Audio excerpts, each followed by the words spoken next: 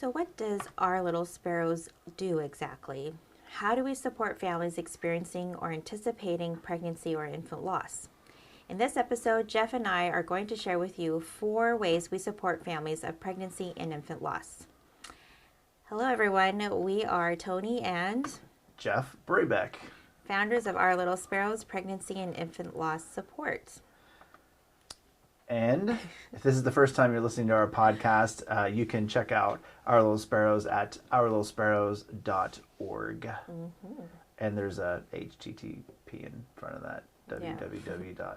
I think they get it. All right, cool. So what is it exactly that we do?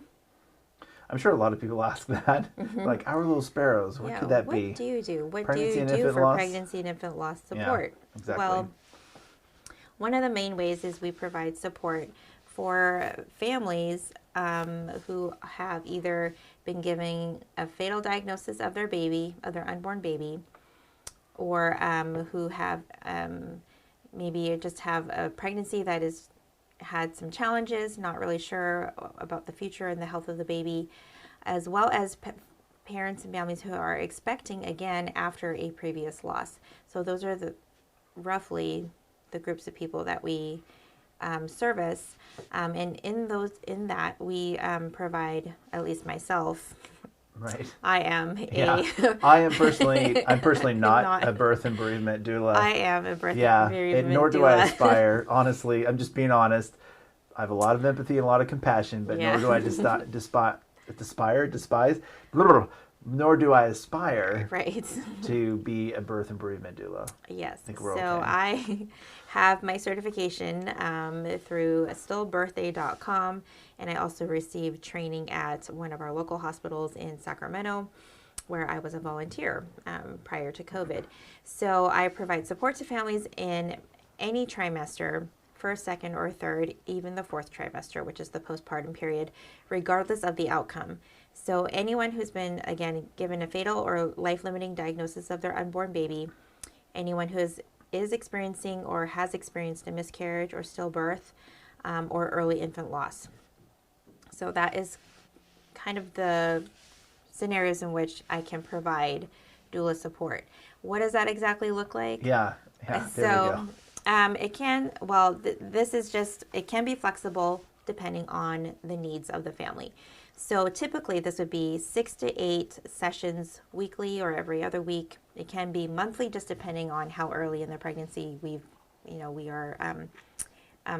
contacted me to receive support. Our goal is to provide you a safe place to talk about your baby and your pregnancy.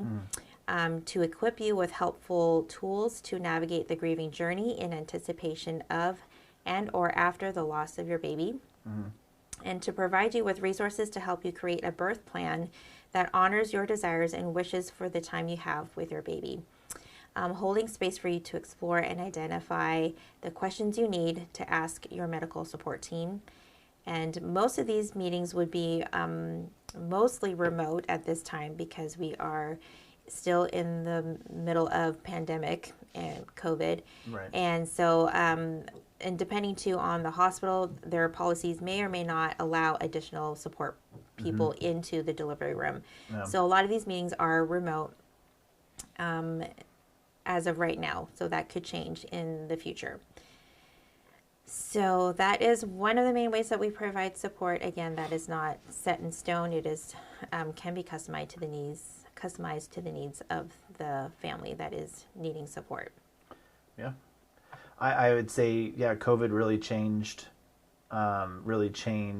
the birth and bereavement doula services that we offer, but it also kind of exposed what's possible. You know, some moms would want to meet in person, right, and do that the birth and bereavement doula support in person. Other moms may just need to have a general conversation, you know, depending on how far along they are in the pregnancy and what they're comfortable with. And I've seen you do that with moms where you just meet them where they're at.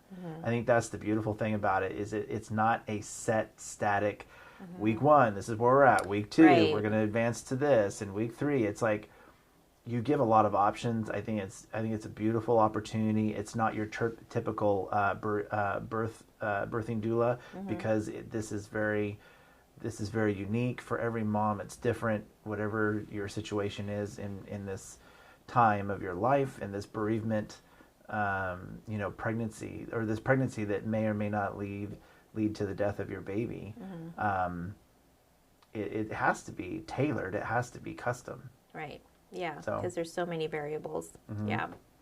So the second way that we provide support is for subsequent pregnancies. And so it would typically look the same. I would meet with a couple or the mother, roughly 6 to 8 sessions or weekly sessions, and again, it would be based on the needs of the parents, and we would support regardless of the outcome. So some may be asking, because you're saying the parents. So is this? I know the answer, but is this something that can not only include the mother but also the father, or Absolutely. even a support person potentially? Yeah, absolutely. Most for what we have been doing this past year or so since we've started is I've been mainly meeting with the mother, but it is open to the father or another support person coming alongside. And it's actually really helpful to have that support person with you, because I'm educating you both how you support each other, especially if you are not allowed to have additional support people in that hospital room. Then I can go over tips on how your support person can support you, the mother, in the room. So that's just another side bit. So again, it's customized to the needs of the parents. So the third one, you want to talk about that one a little bit? Yeah, sure. I mean, I also want, maybe we should mention the certification that you have for the birth and bereavement. I think that's important, and also give them the website, the web address, and they can check it out, and they can find out more about that organization. Right, yeah. So it's stillbirthday.com. And that one is specific to birth and bereavement. Yeah. And so that's why I took that course, because I wanted the bereavement aspect of it. I did get additional training through Sutter Hospital in Sacramento as a volunteer doula, which was absolutely something we didn't see coming. Right, we they didn't all of see a sudden that came coming. Up with a volunteer program they and wanted that was to try. Definitely helpful in terms of having practical experience and practical training. So I would definitely recommend having supplemental training alongside with Stillbirthday. Stillbirthday is mainly online. You don't get that hands-on experience, literally. Right, it's all textbook. It's all textbook, and online groups and stuff like that. But it is very valuable information. Yeah. But it also helps to have more of like the physical training as well. So I was able to do both, thankfully. Awesome. So beyond the birth and bereavement doula, what we also do is called the grief recovery method.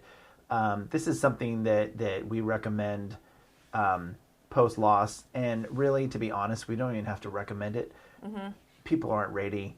It's overwhelming. It's too much to deal with the current pregnancy. While they're still pregnant. And with the current pregnancy, and trying to define grief, or to define grief and then understand what grief means to them, what their grief is, and defining that for themselves, and then being able to take those that foundation and build on that to go through the steps in the process of the grief recovery method.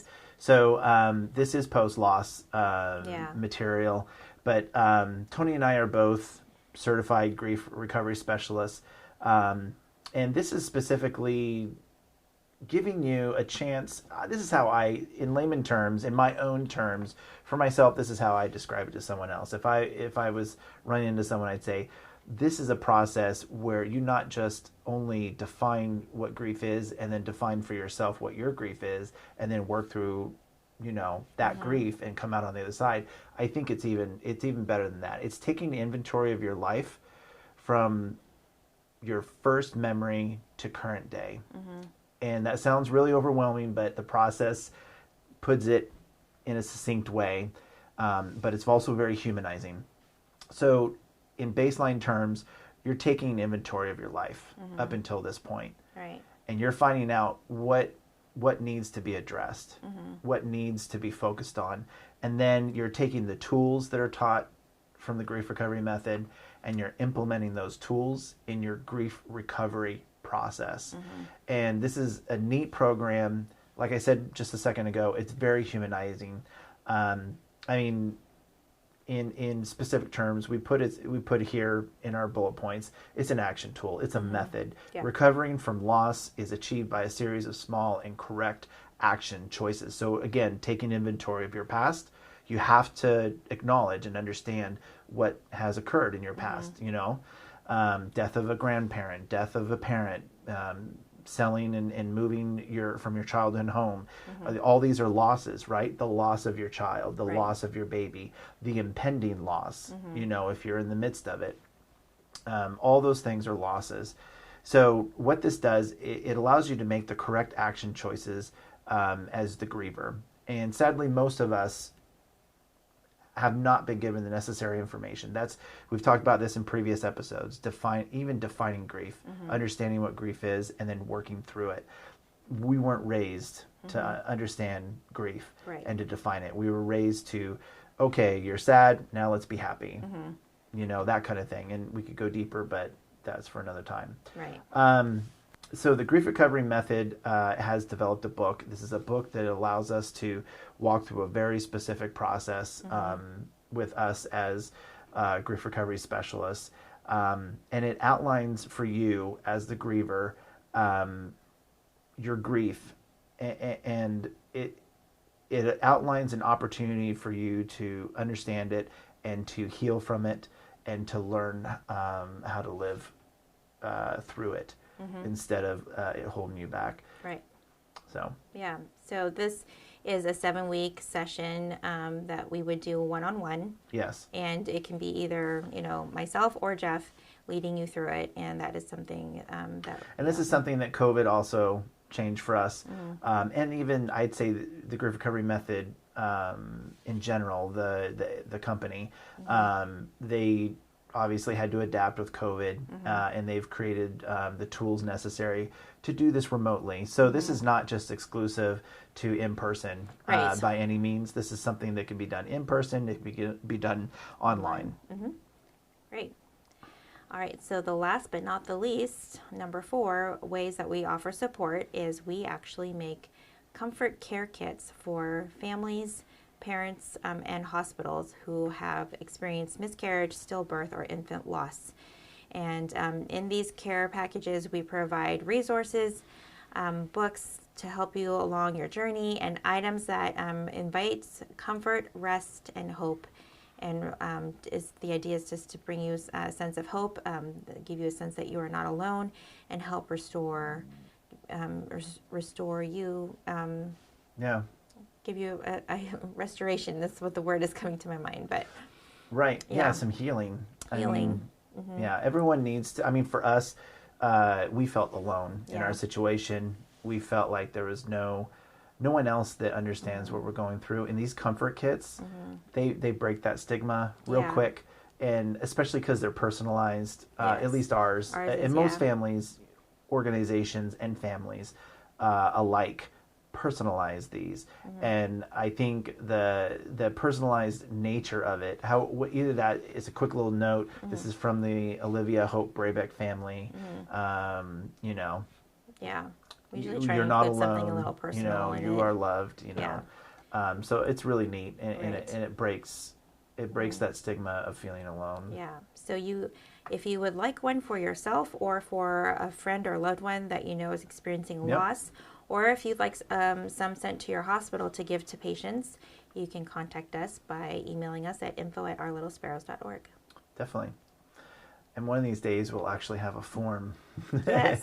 that people can fill out. We need to get on that. Mm-hmm. But yeah, just send us an email, info@ourlittlesparrows.org, and we'll connect with you, find out what the need is, specifically on the comfort kit, and we'll get that taken care of. All right. Well, I think that was a really good episode.